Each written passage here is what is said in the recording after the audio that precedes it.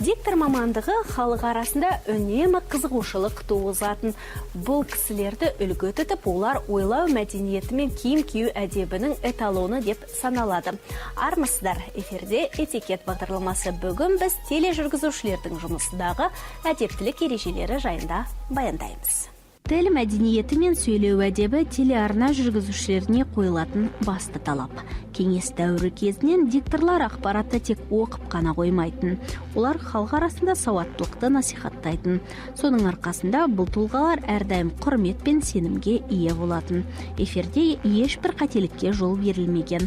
Ал ондай жағдай болып қалғанда мамандар қатаң жазаланатын.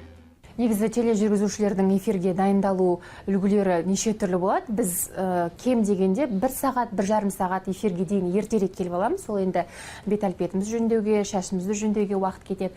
Сосын міндетті түрде жарты сағатты өз басым текстті оқуға арнаймын. Өйткені мен ол текстті түсініп алуым керек. Одан кейін артикуляция дейміз. Жаттықтырамыз, езуімізді ашып, жүйріп, ернімізді сүйірлеп, қайтадан езуімізді ашып деген сияқты сондай жаттығулар болады.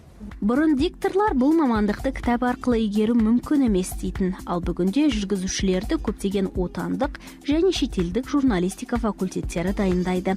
Бірақ бұл кәсіпке басқа мамандықтан келсеңіз, онда орфоэпиялық түсіндірме және этимологиялық сөздіктерді қолдан түсірмеңіз. Егер бұл ережені орындамасаңыз, міндетті түрде қате жасайсыз. Тіл мәдениетін бұзатын сөздерді қолдану немесе бір сөзді бірнеше рет қайталау кез келген жүргізушіге жарамсыз болып саналады. Қай тілде жүргізсеңіз де қажетті жерлерін сөздіктен тексеріп алған жөн. Эфирдің алдында арнайы бет жаттығуларын орындағаныңыз дұрыс. Сонда эфирде сөздерді айтқанда қателеспейсіз. Шайнап сөйлеуден де арылу қажет. Әр диктордың өзіндік дайындалу ережелері бар. Кейбіреулері езуін тартса да жеткілікті. Басқалары әндетіп, жаңылтпаштар айта бастайды. Мамандар дұрыс демалып, жаттығу жасағанды ескертеді.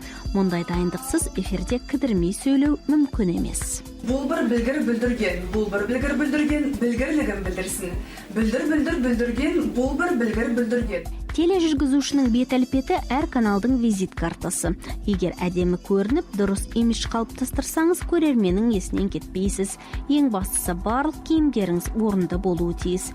Сән немесе дизайн жайында баяндайтын диктордың киімі жаңалықтар жүргізушісіне келмейді.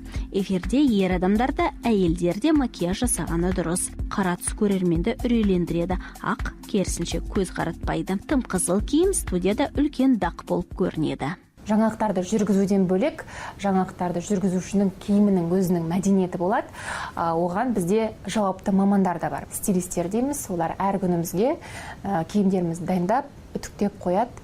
Әрбір мезгілдің өзінің сән үлгілері болғандай, біздің киімімізде де сондай өзінің ережелері бар.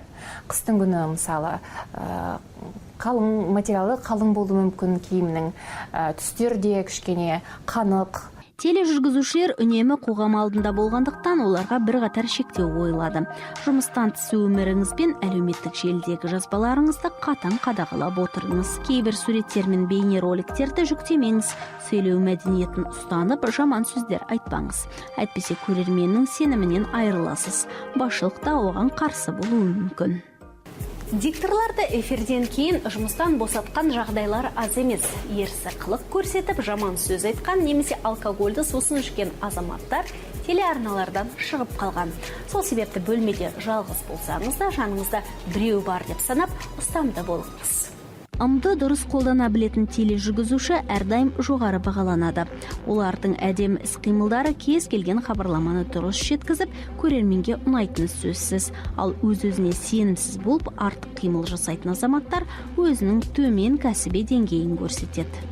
Бұқаралық ақпарат құралдарының әлемдегі ықпалы күн санап артып келеді. Мамандарға қойылатын талап та жоғары.